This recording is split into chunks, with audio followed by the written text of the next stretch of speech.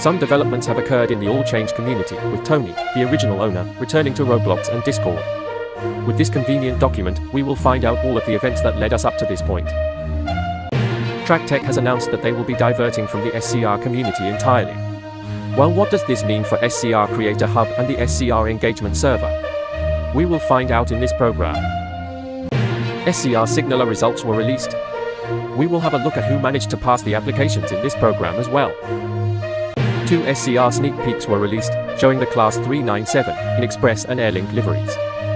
And finally, a new Victoria Line sneak peek was released, showing progress on the 1992 stock. Why the 1992 stock is going on to the Roblox Victoria Line will also be in this program.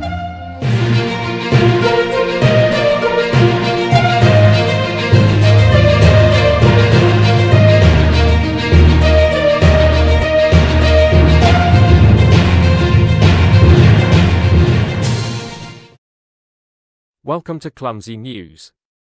Let's crack right on with our first story, some more developments in the All Change community. I am going to use this document to uncover the timeline of events that led us up to this point. On the 18th of July, Tony announced his partial resignation from transport for Applesville due to mental health reasons. On the 1st of May, Tony transferred ownership of the Discord server to the new executives, and on the 22nd, the ownership of the Roblox group transferred to a holder account which the executives had access to. On the 7th of August, it came to light that Tony had been taking large payouts from the group while being on leave of absence. It was later found out that the Robux was used to buy limiteds. Tony was then removed from the Roblox group as an executive decision. On the 8th of August, the controversy was announced to the community. On the 14th, a call took place between Tony and one of the new executives, where he claims that the group was stolen from him. He also stated that no one would be fired if he retook control of the group. This was immediately doubted. He criticized the management as not being up to standard, and asked if the group could be returned to his ownership. The management was given 24 hours to decide. They decided that they wouldn't. On the 23rd, a DMCA request was filed for assets of the game. Tony responded to this by telling the management that they had just until 7 p.m. to withdraw the claim, or personal action would be taken. Tony said he would go to Roblox and get the group holder account terminated. Also, a casual threat was made by one of Tony's friends. On the 27th, the holder account was terminated, and Tony is now owner again. Now let's just have a look at some of the screenshots of the payouts.